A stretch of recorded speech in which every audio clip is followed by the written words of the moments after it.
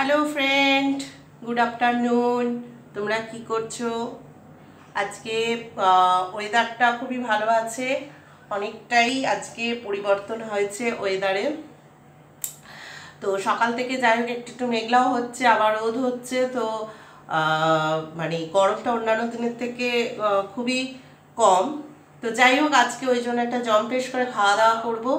তো সেই জন্য দুপুরের লাঞ্চে আজকে কি কি নিয়ে এসেছি তোমাদেরকে দেখাই চটপট। চলো বন্ধুরা দেখে নাও আজকে দুপুরের লাঞ্চে কি কি আছে।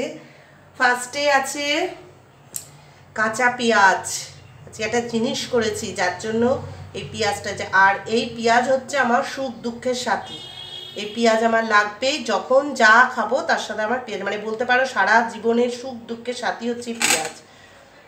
তো ফার্স্টে আছে তোমার ভাত করে রেখেছি। আর যেটা বলছিলাম আজকে একটা দারুণ জিনিস করেছি, নতুনত্ব জিনিস, সেটা হচ্ছে কচুর শাক করেছি বন্ধুরা। আজকে খুব খেতে ইচ্ছা হলো তাই বাজার থেকে কচুর শাক নিয়ে এসেছি, আজকে করেছি। আর কিছু সেরকম করিনি, কচুর শাক করেছি। আর করেছি হচ্ছে এটা হচ্ছে তোমার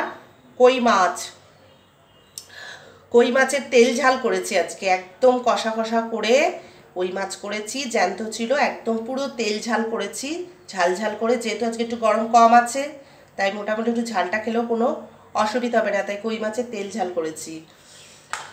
আর করেছি তোমার ডিম দিয়ে আলু দিয়ে ডালনা, ডিম আলুর ডালনা করেছি বন্ধুরা।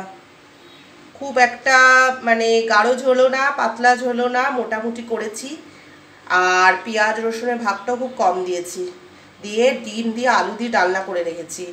আর শেষে একটু টক না হলে হয়, তাই একটুখানি এই দেখো বন্ধুরা টকের ঝোল করেছি, একদম জাস্ট একটুখানি লবণ দিয়ে সামান্য একটু মিষ্টি দিয়ে টকের ঝোল। এটা বন্ধুরা তোমরা খেয়ে দেখবে, তোমাদের খুব ভালো লাগবে। অন্তত করে এই যে গরমটা পড়েছে, গরমের গ্ল্যানিটা কমে যাবে, খাওয়া দাওয়ার পরে এক গ্লাস করে খেয়ে দেখবে, খুব ভালো লাগবে। আমার তো রোজই লাগে, তোমরাও করে খেও।